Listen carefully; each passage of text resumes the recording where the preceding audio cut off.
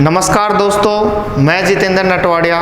स्वागत है आपके अपने YouTube चैनल सर्वोत्तम क्लासेज में। हम बात कर रहे थे हमारे संविधान के निर्माण की। संविधान का निर्माण कैसे हुआ, संविधान सभा का गठन कैसे हुआ, कैबिनेट मिशन की योजनाएं क्या थी, सारी बातें कर चुके थे। आज हम बात करेंगे बहुत इंपॉर्टेंट संविधान के निर्माण की, कि हमारा संविधान का निर्माण कैसे हुआ, यानी कि संविधान का निर्माण।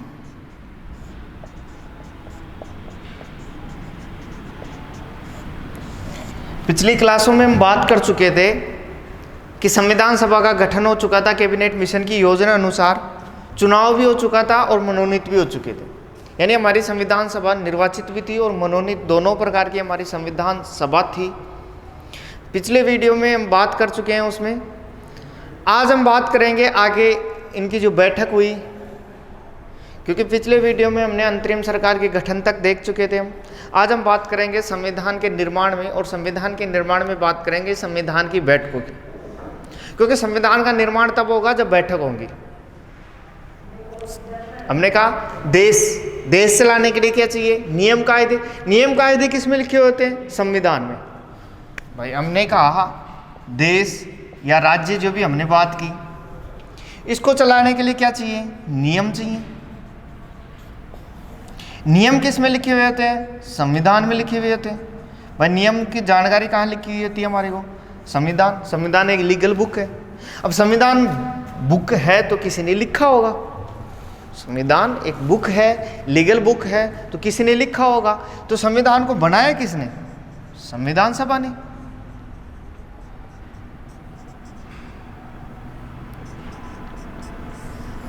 बनाया किसने संविधान को, तो संविधान सभा ने। अब संविधान सभा ने जब बनाया, इसको लिखा बुक को, तो संविधान सभा काम क्या करवा चुके थे, निर्वाचित करवा चुके थे, यानी गठन करवा चुके थे, और साथ में मनोनीत भी करवा चुके थे। यानी दोनों प्रकार के थे, निर्वाचित प्लस मनोनीत। तो संविधान सभा हमारी गठित हो चुकी थी। तो संविधान सभा गठित हो चुकी थी, तो संविधान सभा कार्य भी करेगी, तभी तो संविधान लिखा जाएगा। तो संविधान सभा कार्य कैसे करेगी, इसके लिए इसकी क्या करवानी पड़ेगी, बैठकें आयोजित करवानी पड़ेगी। बैठक करवानी पड़ेगी, इसके कार्यों को बांटा जाएगा, यानी समितियों में बांटा गया था। जो भी काम होगा उसकी बात करेंगे। तो आज की क्लास में हम बात करेंगे संविधान सभा की बैठक, समितियां, इसके जो कार्य है, किसने क्या कथन कहा, ये सारी बातें करेंगे हम इसमें। तो आपको बहुत बढ़िया ढंग से पूरी चीज़ें बताई जाएंगी, पूरा कॉन्सेप्ट क्लियर करवाया जाएगा। जितने भी आपकी एग्ज़ाम में आए हुए क्वेश्चन हैं या आपके जितने भी डाउट हैं, सारे डाउट यहाँ क्लियर होंगे। तो आप वीडियो को लास्ट तक ज़रूर देखें। तो हम शुरू करते हैं, संविधान के निर्माण की बात करते हैं। और संविधान के निर्माण की मैं बात करता हूँ। सबसे पहले हम बात करते हैं संविधान सभा की जो पहली बैठक हुई थी, यानी हम बात करते हैं संविधान सभा की बैठकों से। देखो, संविधान सभा की बैठकों में मैं बात करूँ तो सबसे पहले बात करते हैं प्रथम बैठक। कितनी बैठक हुई, कितने दिन चली, कितने दिन बहस हुई, क्या हुआ, सारी बातें करेंगे हम। तो हम बात करते हैं संविधान सभा की प्रथम बैठक की बात। तो संविधान सभा की जो प्रथम बैठक हुई थी, वो हुई थी 9 दिसंबर 1946 को। संविधान सभा की प्रथम बैठक कब हुई थी, 9 दिसंबर 1946 को संविधान सभा की बैठक हुई।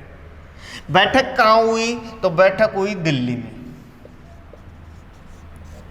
और दिल्ली में कहाँ पे, केंद्रीय कक्ष में, संसद का जो सेंट्रल हॉल है उसमें बैठक हुई थी दिल्ली में। देखो, संविधान सभा की सारी बैठकें दिल्ली में होंगी, केंद्रीय कक्ष में हुई थी। तो पहली बैठक कब हुई, 9 दिसंबर 1946 को। यानी संविधान के निर्माण की शुरुआत कब मानी जाती है दोस्तों, 9 दिसंबर 1946 को। अब दिल्ली में बैठक हुई और बैठक शुरू हुई 11 बजे।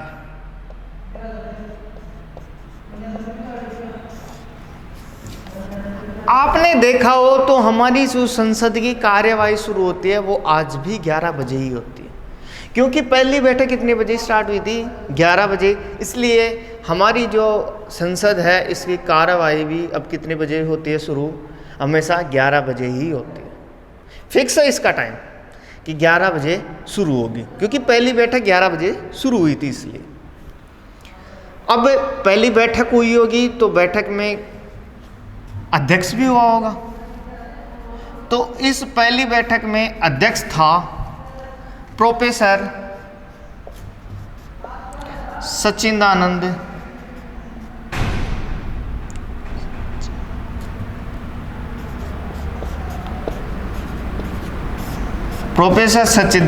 सिन्हा। देखो पहला अध्यक्ष, संविधान सभा का पहला अध्यक्ष कौन था? प्रोफेसर सच्चिदानंद सिन्हा। लेकिन ये अध्यक्ष थे अस्थायी, ये याद रखना। अस्थायी क्यों थे? क्योंकि देखो पहली बैठक हो रही थी, पहली बैठक में अध्यक्ष चाहिए था, तो हमारे जो संविधान सभा के एक सदस्य थे आचार्य जी JB कृपलानी, उन्होंने इनके नाम का क्या रखा था? प्रस्ताव रखा था। यानी प्रस्ताव रखने वाला कौन था? JB कृपलानी। आचार्य JB कृपलानी ने प्रोफेसर सच्चिदानंद सिन्हा का प्रस्ताव रखा था कि हम प्रोफेसर सच्चिदानंद सिन्हा को इस पहली बैठक का अध्यक्ष नियुक्त करेंगे,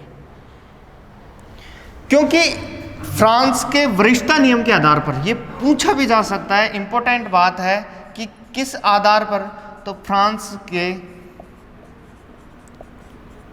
वरिष्ठता नियम के आधार पर।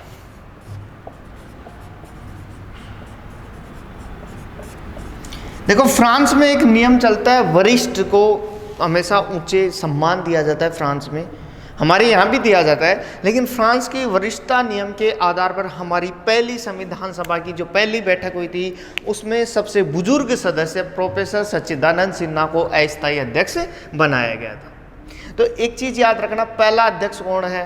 प्रोफेसर सच्चिदानंद सिन्हा। और पहला अस्थायी अध्यक्ष भी कौन है? यही है। स्थायी आगे बात करेंगे, स्थायी, पहला अस्थायी भी कौन है? प्रोफेसर सच्चिदानंद सिन्हा। आगे इसी बैठक की हम बात करें तो इसमें कुल सदस्य कितने शामिल हुए थे? यानी पहली बैठक में कुल सदस्य शामिल होते हैं 207। देखो एक चीज मैं बताऊं आपको, संविधान सभा में टोटल सदस्य कितने हैं? अभी देखो 389 है। आगे हम बात करेंगे 299, 324, 299 जो भी हम बात करेंगे। अभी सदस्य कितने हैं? 389। और 389 सदस्य हैं जिनको हमने बांटा भी था कि 292 ब्रिटिश प्रांतों से, 4 चीफ कमिश्नरी प्रदेशों से और 93 कहाँ से? देसी रियासत। ये हमने बांट दिया था। सीटों की संख्या निर्वाचन होने के बाद 296 सीटों पर जो चुनाव हुए थे उनमें से भी 208 तो कहाँ से थे? कांग्रेस। 73 कहाँ से थे? लीग से, मुस्लिम लीग से। और 15 कौन थे? अन्य। ये थे। 93 मनोनीत थे, 296 निर्वाचित थे। लेकिन टोटल सदस्य तो कितने आए पहली बैठक में? केवल 207। चलो मान लिया, मैंने आपको बताया था मुस्लिम लीग नाराज हो गई थी। मुस्लिम लीग नाराज हो गई तो 73 सदस्य मुस्लिम लीग के नहीं आए, तो फिर भी 389 में से अगर मैं 73 माइनस करूं, 389 में मैं 73 माइनस करूं तो फिर भी आपके 316 सदस्य बचते हैं। 316 और 207 बहुत बड़ा अंतर है। तो मैं आपको एक बात बता दूं, यहाँ पे जो ज़्यादातर देसी रियासतें थी, देसी रियासतें शामिल नहीं हुई थी, क्योंकि वो अपना भविष्य का निर्धारण नहीं कर पा रही थी। वो नहीं शामिल होना चाहती थी संविधान सभा में, वो नहीं चाहती थी कि उनका राजपाट चला जाए, वो नहीं चाहते थे कि एक निर्वाचित सरकार शासन करे। इसलिए 93 देसी रियासतों वो भी शामिल नहीं हो पा रही थी, और साथ में मुस्लिम लीग भी नाराज हो गई थी, वो भी पहली बैठक में शामिल नहीं हुई। और बंगाल के एक सदस्य थे रेकुट, उनका निधन हो गया था। हमारी संविधान सभा की एक महिला सदस्य थे राजकुमारी अमृता कौर, वो विश्व स्वास्थ्य संगठन में सदस्य थी, तो वो भाग लेने वहाँ चली गई थी। इस तरह पहली बैठक में केवल कितने सदस्यों ने भाग लिया था? 207 सदस्यों ने भाग लिया था। केवल कितने सदस्यों ने? 207 सदस्य। तो ये आपकी पहली बैठक से संबंधित बातें हैं। अगर फिर भी कोई डाउट हो आपको तो आप कमेंट बॉक्स में अपना डाउट लिख सकते हैं, आपको आंसर मिल जाएगा। तो पहली बैठक कब हुई दोस्तों? 9 दिसंबर 1946 को हुई। कहाँ हुई? दिल्ली में हुई। कब हुई? कितने बजे हुई? 11 बजे हुई। दिल्ली में भी केंद्रीय कक्ष में हुई। अस्थायी अध्यक्ष पहली बैठक का पहला अध्यक्ष या अस्थायी अध्यक्ष चुना गया प्रोफेसर सच्चिदानंद सिन्हा को। यहाँ से प्रश्न पूछा जा सकता है, सच्चिदानंद सिन्हा का प्रस्ताव किसने रखा? जेबी कृपलानी ने रखा।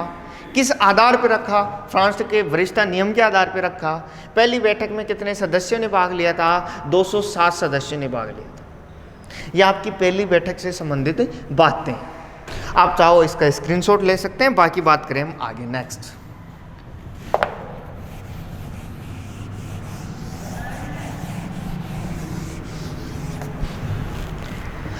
हाँ तो दोस्तों हम आगे हम बात करें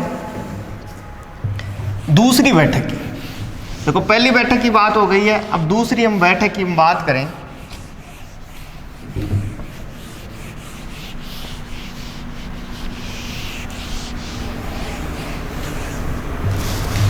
तो आपकी दूसरी बैठक स्टार्ट होती है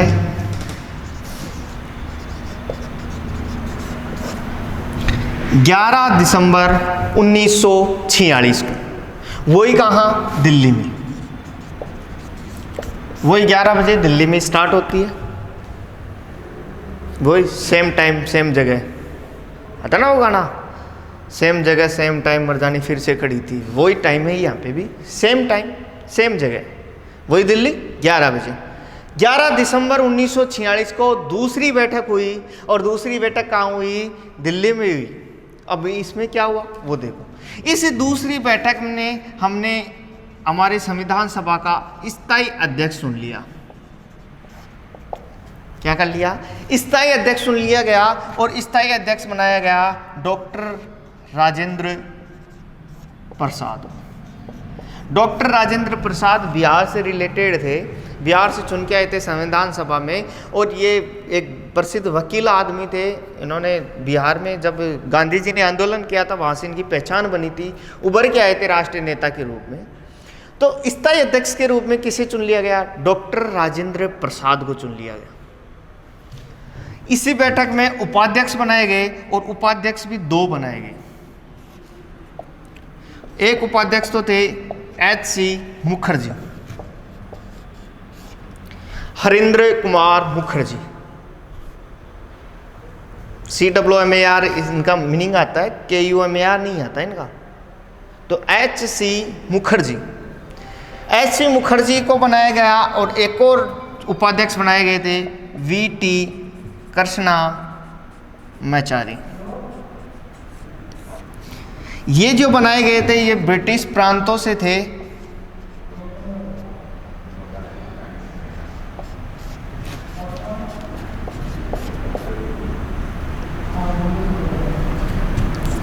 और ये बनाए गए थे वो देसी रियासत से थे।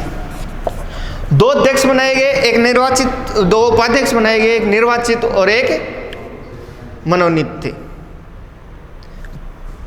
2 क्यों बनाए गए? क्योंकि देशी रियासतों को भी शामिल करना था हमारे को, इसलिए हमने 2 उपाध्यक्ष बनाए, V.T. कृष्णामाचारी। और देखो दोस्तों, V.T. कृष्णामाचारी से संबंधित क्वेश्चन आया हुआ है एग्जाम में 2018, दिसंबर 2018 जनवरी 2019 में एग्जाम लगी थी महिला परिवेशक की। उस महिला परिवेशक में ये क्वेश्चन आया था कि V.T. कृष्णामाचारी का संबंध कौन सी रियासत से है। ये राजस्थान से संबंधित थे। देखो राजस्थान में भी हमारे राजस्थान के एक सदस्य को उपाध्यक्ष बनाया गया था, यानी कि संविधान सभा में राजस्थान का प्रतिनिधित्व था, मजबूत तरीके से था। तो ये जयपुर रियासत से संबंधित है। प्रश्न पूछा गया है कहां से संबंधित है? जयपुर रियासत से।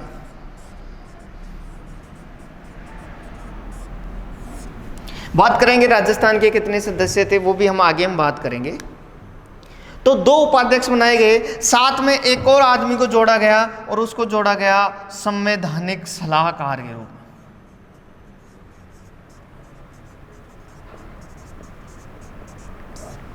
बहुत इंपॉर्टेंट आदमी को जोड़ा गया था, बहुत काम का आदमी था। संवैधानिक सलाहकार बनाया गया किसको? B.N. राव को। बेनेगल नरसिम्हन राव को भारत के संविधान सभा के ये सदस्य नहीं थे, फिर भी इनको क्या बनाया गया? संवैधानिक सलाहकार बनाया कि ये हमारे को संवैधानिक मामलों में सलाह देंगे। बेनेगल नरसिम्हन राव,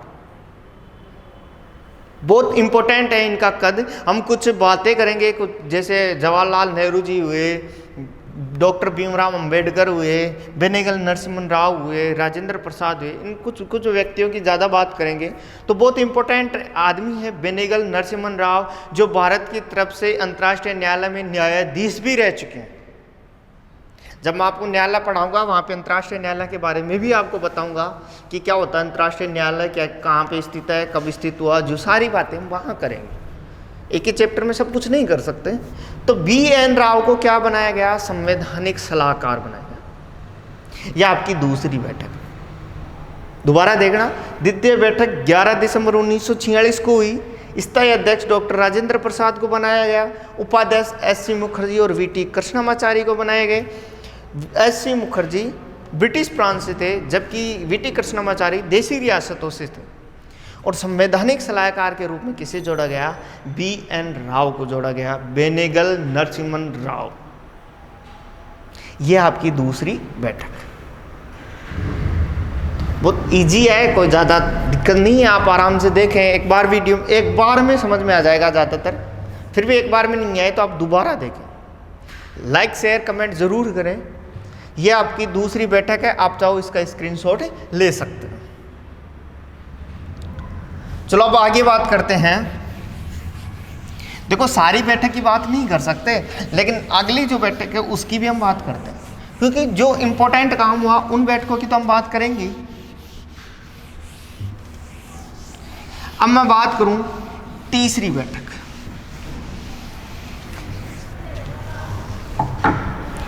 और संविधान सभा की जो तीसरी बैठक हुई थी, वो तीसरी बैठक हुई थी 13 दिसंबर 1946 को। वो भी कहाँ हुई? दिल्ली में। वो भी कहाँ? दिल्ली में। वही सेम टाइम सेम जगह 11 बजे। अब बात करते हैं तीसरी बैठक की। बहुत इंपॉर्टेंट इसमें भी काम हुआ था। दोनों बैठकों की हम बात कर चुके, अध्यक्ष हम चुन चुके हैं। तीसरी बैठक में क्या हुआ? एक संविधान सभा के सदस्य थे पंडित जवाहरलाल नेहरू। शॉर्ट में लिख देता हूं मैं JLN, पंडित जवाहरलाल जी नेहरू। पंडित जवाहरलाल नेहरू ने इस तीसरी बैठक में उद्देश्य रखे, कुछ उद्देश्य प्रस्ताव रखे कि हम भविष्य में किन उद्देश्यों को लेकर। भाई इन्होंने कहा संविधान सभा का हम निर्माण कर रहे हैं, संविधान सभा बना चुके हैं, संविधान का हम निर्माण कर रहे हैं। मतलब संविधान का हम निर्माण कर रहे हैं तो हमारे कुछ उद्देश्य होने चाहिए। संविधान बना क्यों रहे हैं? अरे बगैर उद्देश्य का क्या, बिना ऑब्जेक्टिव कोई काम होगा क्या? भाई आपका उद्देश्य है पढ़ना, नौकरी लगना, तभी तो आप यहाँ क्लास ले रहे हो, पढ़ रहे हो। हमारा उद्देश्य है आपको बढ़िया चीज़ें उपलब्ध कराना, बढ़िया कंटेंट उपलब्ध कराना, इसीलिए तो भाई कोई ना कोई ऑब्जेक्टिव तो होता ही है ना।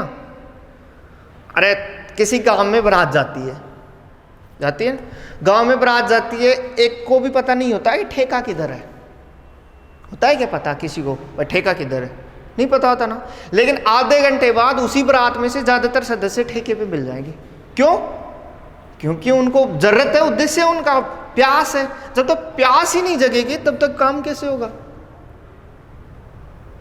और प्यास होना जरूरी है ना। तो आपकी भी प्यास होनी चाहिए सरकारी नौकरी पाने के लिए, गवर्नमेंट जॉब के लिए आपकी प्यास होनी चाहिए, ललक होनी चाहिए।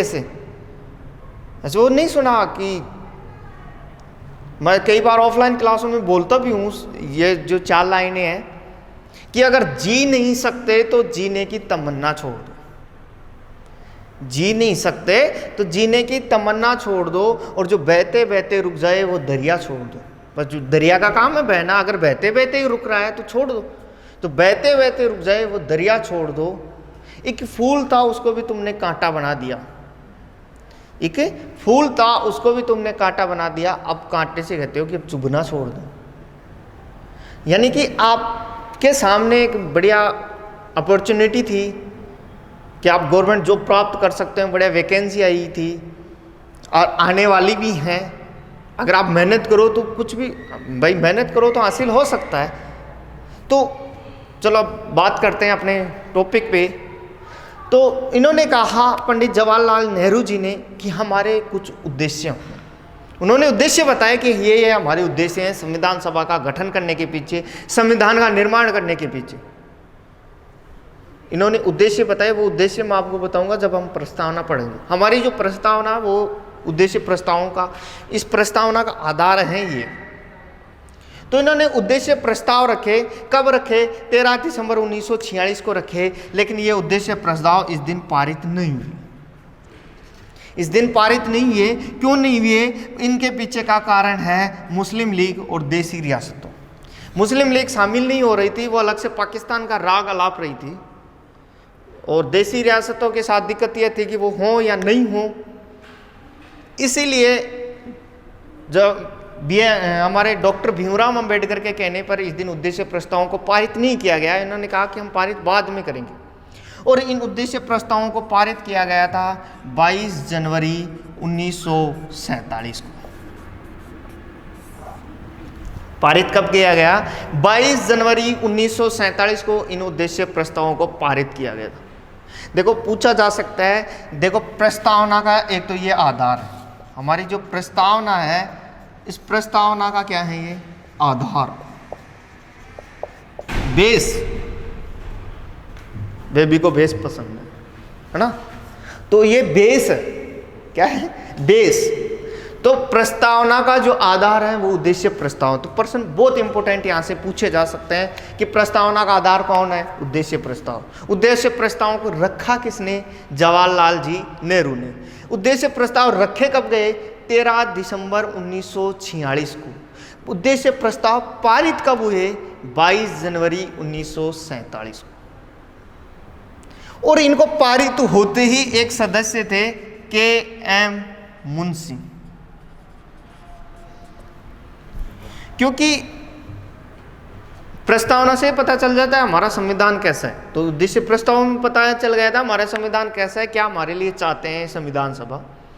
तो के.एम. मुंशी ने इन्हें बताया गणतंत्र की जन्म कुंडली। क्योंकि उद्देश्य प्रस्ताव में बता दिया था हमारे को कि हम डेमोक्रेसी है, हमारे यहाँ रिपब्लिक है, यानी हम लोकतंत्र भी लाएंगे, हम गणराज्य भी लाएंगे, हमारे लिए गणतंत्र लाया जाएगा। यहाँ राजतंत्र नहीं चलेगा, क्योंकि हमने फॉलो किया है ज़्यादातर ब्रिटेन को, और ब्रिटेन में राजतंत्र है जबकि हमारे यहाँ गणतंत्र है। ये सारी चीज़ें मैं आपको प्रस्तावना में बताऊंगा। प्रस्तावना को हम डिटेल में पढ़ेंगे आराम से। अभी हम बात कर रहे हैं संविधान के निर्माण की। तो के.एम. मुंशी ने इनको पारित होते ही बताया गणतंत्र की जन्म कुंडली, कि ये गणतंत्र की जन्म कुंडली, क्योंकि कुंडली तो पता है ना, कुंडली दिखाते ही पता चल जाता है। अरे शादी से पहले कुंडली मिलाते हैं ना। और कुंडली क्यों मिलाते हैं? इसलिए मिलाते हैं बाद में जाके भाई इनके बीच लड़ाई झगड़ा होगा क्यों, वो तो एक फॉर्मेलिटी है। वैसे मिलाना तो पंडित जी को 101 रुपये दो, अपना आप मिल जाते, पूरे 16 के 16 गुण लो। लेकिन जन्म कुंडली क्यों देखते हैं? क्योंकि जन्म कुंडली से पता लग जाता है कि ये मतलब लड़का कैसा है या लड़की कैसी, गुणवती है या वैसे है। वैसे तो सब झूठ है, क्योंकि लड़कियां शादी से पहले ही रहते हैं गुणवती, शादी के बाद में तो वैसे ही खुखार शेरनी सी हो जाती है। तो कहने की बात है। लेकिन फिर भी के.एम. मुंशी जी ने उद्देश्य प्रस्ताव को बताया गणतंत्र की जन्म कुंडली। ये है तीसरी बैठक। अब देखो मैं आपको बात बताऊं, देखो कैबिनेट मिशन योजना के अनुसार सदस्यों की संख्या 389 थी, लेकिन बाद में सदस्यों की संख्या कम हो गई क्योंकि अलग से पाकिस्तान बन गया। तो थोड़ी सी पहले उनकी बात करते थे, फिर पूरी बात करेंगे हम इसमें। कुल बैठक कितने, कुल खर्चा कितना, समय कितना लगा, क्या हुआ, किस तारीख को क्या हुआ, सो सारी बातें करेंगे। अभी मैं आपको बीच में थोड़ा सा एक बात बताता हूँ, क्योंकि इसके बाद में परिस्थितियाँ जो बदली उनकी हम बात करेंगे। और मैं आपको बात करता हूँ अगली नेक्स्ट, आप चाहो इसका स्क्रीनशॉट ले सकते हैं।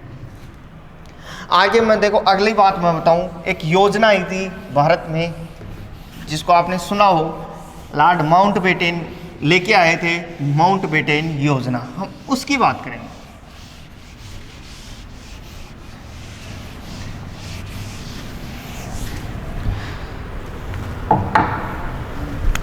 देखो अब बात करते हैं हम माउंट बेटेन योजना।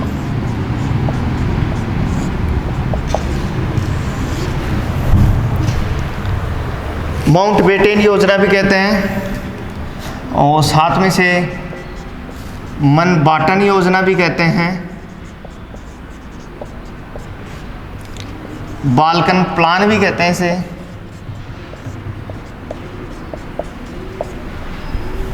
3 जून योजना भी कहते हैं इसे,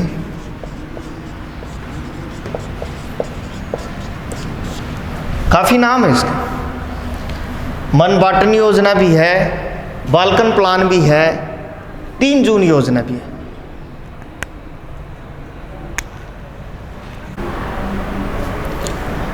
तो बात करते हैं माउंट बेटेन योजना, मनबाटन योजना, बाल्कन प्लान या 3 जून योजना। क्या हुआ देखो, कैसे ये योजना आई उसकी हम बात करते हैं। तो मैं बात करूं 16 अगस्त 1947 को, 46 को, 16 अगस्त 1946 को मुस्लिम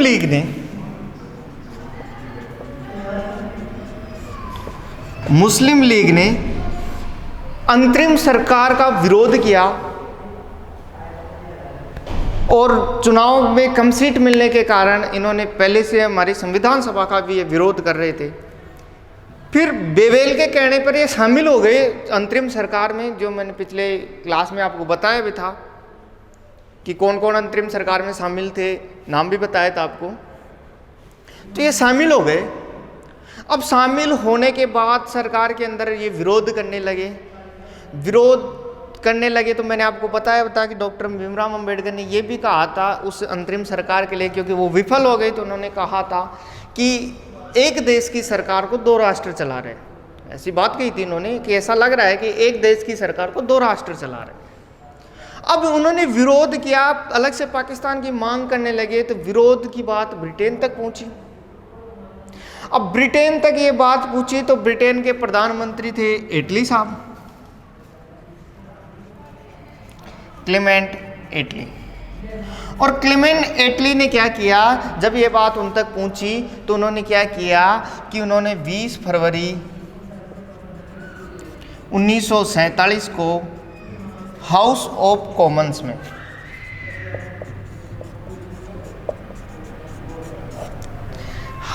कॉमन्स में ये बात रखी। किसने? क्लेमेंट एटली साहब ने ये बात रखी कि ये चल रहा है, वहां पे विरोध हो रहा है भारत में।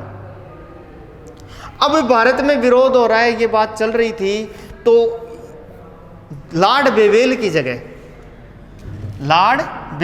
जगह लॉर्ड माउंटबेटन को यहाँ का वाइसराय बना के भेजा गया। किसको?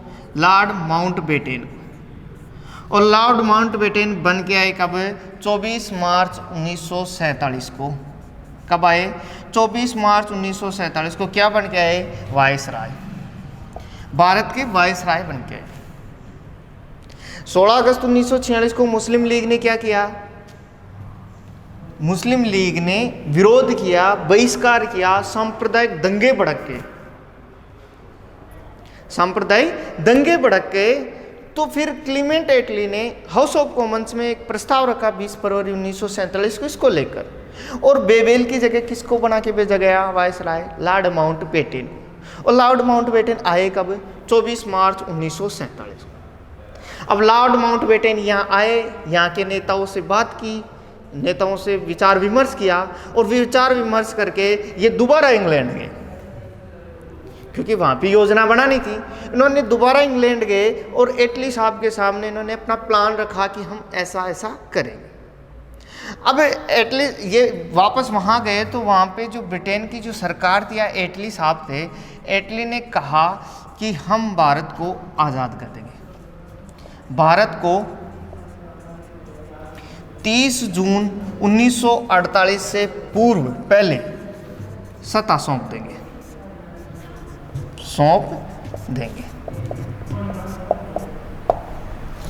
क्या कहा इन्होंने? कि हम 30 जून 1948 से पहले भारत को भारत की सत्ता सौंप देंगे। और लॉर्ड माउंटबेटन साहब वापस आए भारत, 31 मई 1947 को ये भारत आए और उन्होंने 3 जून 1947 को 3 जून 1947 को योजना रखी और उस योजना का नाम है माउंटबेटन योजना। यानी माउंटबेटन योजना भारत कब आई? 3 जून 1947 को। देखो ये बातें बहुत कम बताया जाता है, लेकिन हम डायरेक्ट पढ़ देते हैं माउंटबेटन योजना कब आई? 3 जून 1947 को। ये कम बताया जाता है।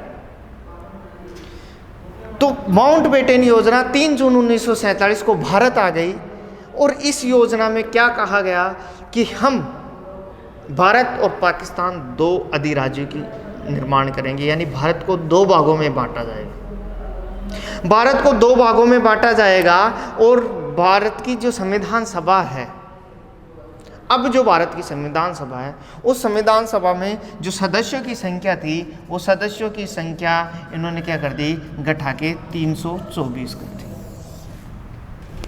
सदस्यों की संख्या कितनी कर दी इन्होंने? 324 कर दी। कि अब सदस्यों की संख्या कितनी रहेगी? 324 रहेगी।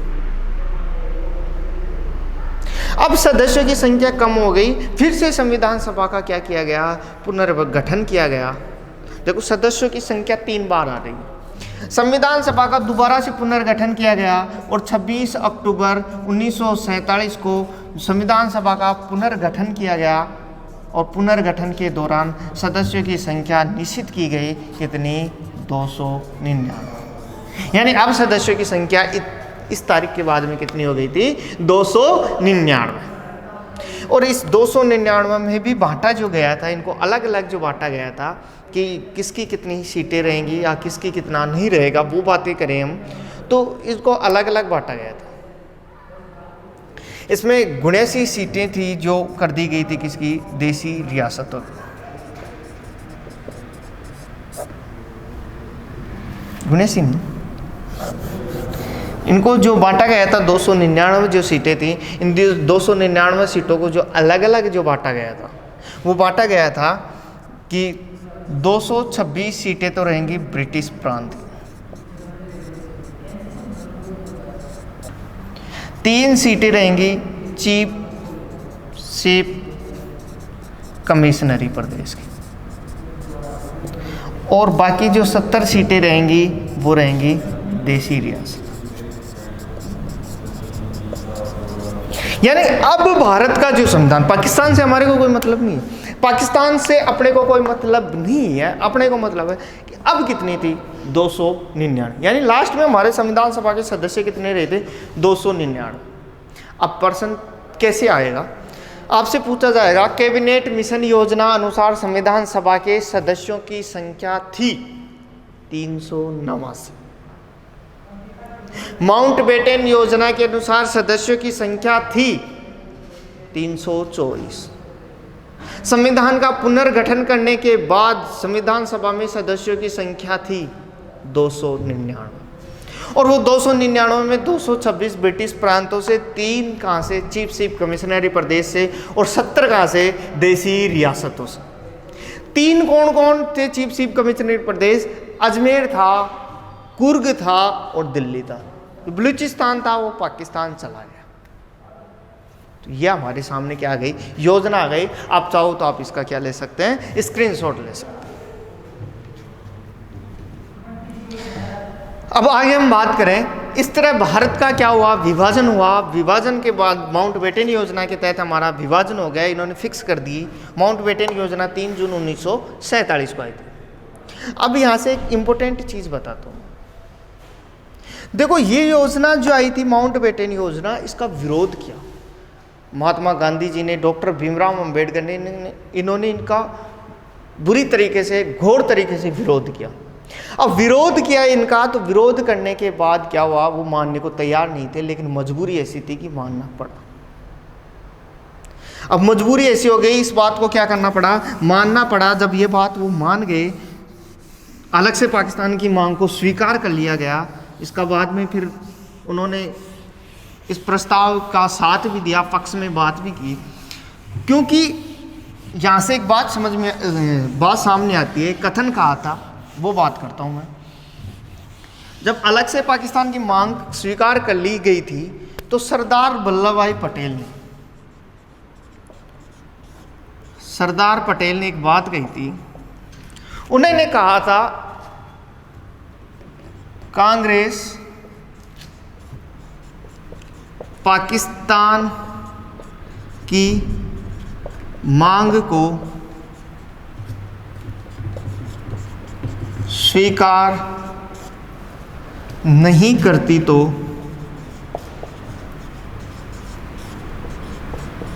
नहीं पता कितने पाकिस्तान बनते।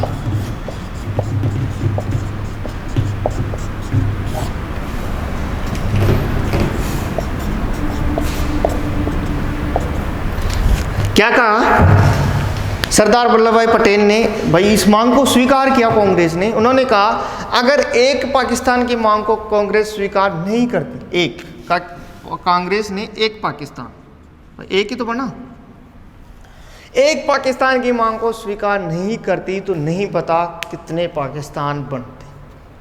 क्योंकि हैदराबाद भी विरोध में थी, जूनागढ़ भी विरोध में थी, जम्मू कश्मीर भी विरोध में थी। ये तो आपने सुना ही होगा, बात करेंगे कभी, इनकी भी बात करेंगे हम, जूनागढ़ की, हैदराबाद की।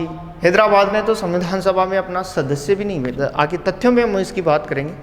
अगर कुछ बातें रह भी जाएंगी हमारी से, ज़्यादातर चीज़ें हम कवर करते हुए जा रहे हैं, अगर कुछ बातें रह भी जाएंगी तो लास्ट में आपको एक बताऊंगा विशेष तथ्य, यानी वहाँ पे हम तथ्यों की बात करेंगे, वहाँ पे हम बात कर लेंगे। और कुछ रह भी जाएगा तो वैसे रहेगा नहीं कुछ भी ऐसा। तो ये बात कही थी कब? इस योजना के तहत। तो ये चीज़ भी याद रखना, ये कथन किसने कहा, कब कहा, क्यों कहा, ये सारी चीज़ें आपको पता होनी चाहिए। कोई भी पूछ सकता है आपको कि ये बात किसने कही, कि एक पाकिस्तान की बात को अगर मांग को स्वीकार नहीं करते तो नहीं पता कितने पाकिस्तान बनते, ये बात किसने कही। ऐसे क्वेश्चन पूछे जा सकते हैं। कई बार क्वेश्चन ये भी आते हैं, आपको नाम दिया जाएगा, सामने कथन दिया जाएगा और ये कहा जाएगा इनको सुमेलित कीजिए या इनमें असंगत कौन सा है। ऐसे क्वेश्चन भी आपके आते हैं। अब आगे हम बात करते हैं। अब संविधान सभा की बैठक हो रही थी, काम हो रहा था, तो संविधान में काम हो रहा था तो कार्य बांटा भी गया होगा। तो कार्य बांटा गया था, तो कार्य बांटने के लिए अलग अलग व्यक्तियों को अलग अलग काम दिया गया, यानी संविधान की समितियां।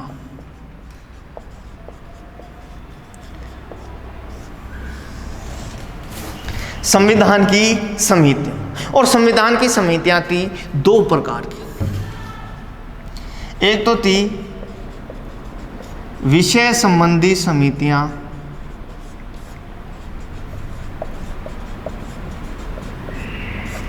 और दूसरी थी प्रक्रिया संबंधी समितियां।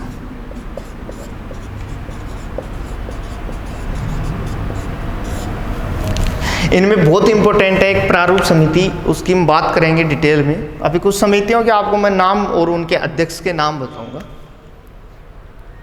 तो इन्होंने काम बांटा, अब अलग अलग व्यक्तियों को अलग अलग कार्य दिया गया, तो समितियों में कार्य को बांटा गया। तो कुछ समितियों की हम बात करेंगे। एक बहुत इंपॉर्टेंट समिति है प्रारूप समिति, उसको हम थोड़ा डिटेल में पढ़ेंगे। तो हम यहाँ बात करते हैं कुछ समितियों की, कौन कौन सी समिति। देखो मैं बात करूं समितियों की तो कुछ देखो याद रखना, संघ संविधान समिति, देखो पूरी समितियों की नहीं, इंपॉर्टेंट कुछ समितियों की हम बात करेंगे। संघ संविधान समिति, संघ शक्ति समिति। इन दोनों समितियों का जो अध्यक्ष था वो थे पंडित जवाहरलाल नेहरू। यानी संघ से रिलेटेड काम किसके पास था? जवाहरलाल जी नेहरू के पास था। वही अगर इन्हीं के साथ नाम जुड़ जाए प्रांतीय, यानी प्रांतीय संविधान समिति,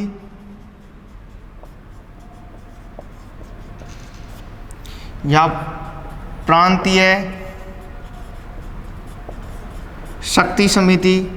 तो प्रांतीय संविधान समिति और प्रांतीय शक्ति समिति, इनके अध्यक्ष होते थे सरदार वल्लभ भाई पटेल। यानी संघ से जवाहरलाल जी नेहरू और प्रांतों से कौन आते थे? सरदार वल्लभ भाई पटेल। ये अध्यक्ष होते थे इन समितियों की। और बाकी समितियों की मैं बात करूं, जैसे मूल अधिकार समिति,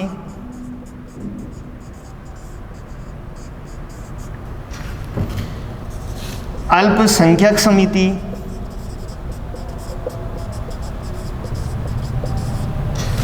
इन दोनों समितियों के भी अध्यक्ष कौन होते थे?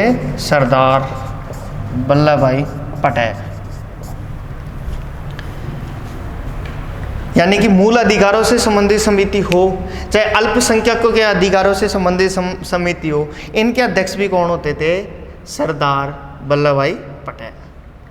आप इनको नोट डाउन करते चलें। ये विषय संबंधी समितियां ही हैं ज़्यादातर इनमें। प्रक्रिया की भी मैं बताऊंगा एक दो समितियों के नाम, नोट डाउन करते चलें। आगे हम बात करें अगली जो समितियां हैं, आप चाहो स्क्रीनशॉट ले, नोट डाउन करो, जो भी करो। आगे हम समितियों की मैं बात करूं,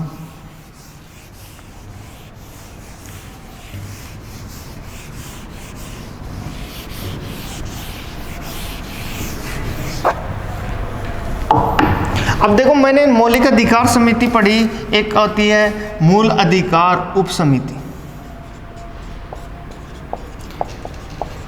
और मूल अधिकार उप समिति ये होती थी, ये अधिकार समिति को रिपोर्ट देती थी। तो मूल अधिकार उप समिति, इसके अध्यक्ष होते थे JB कृपलानी।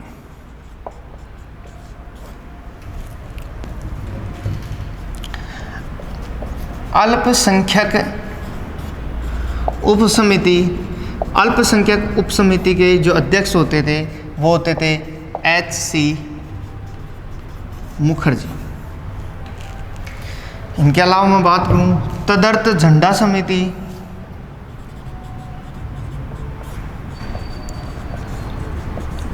इनके अध्यक्ष होते थे राजेंद्र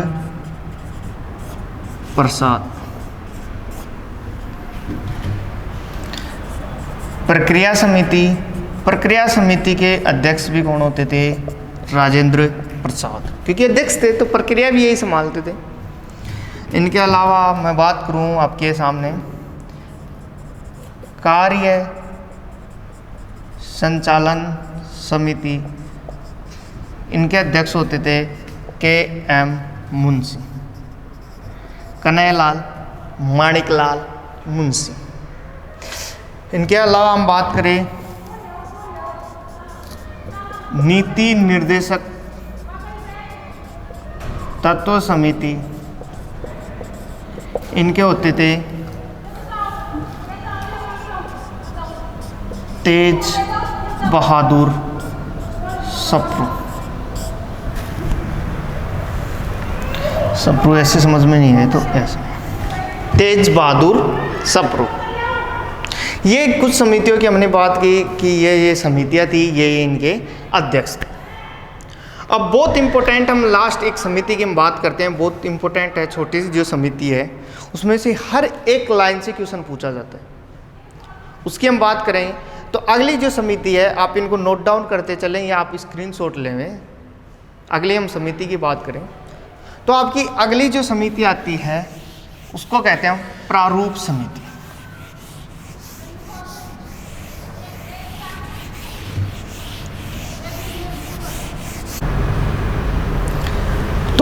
प्रारूप समिति या उसको पांडुलेखन जो समिति कहते हैं, इस समिति की बात करेंगे हम नेक्स्ट वीडियो में। मिलते हैं अगली क्लास में, तब तक के लिए आपको धन्यवाद। तो आपको अगर वीडियो अच्छा लगा तो लाइक शेयर और कमेंट ज़रूर करें। धन्यवाद दोस्तों।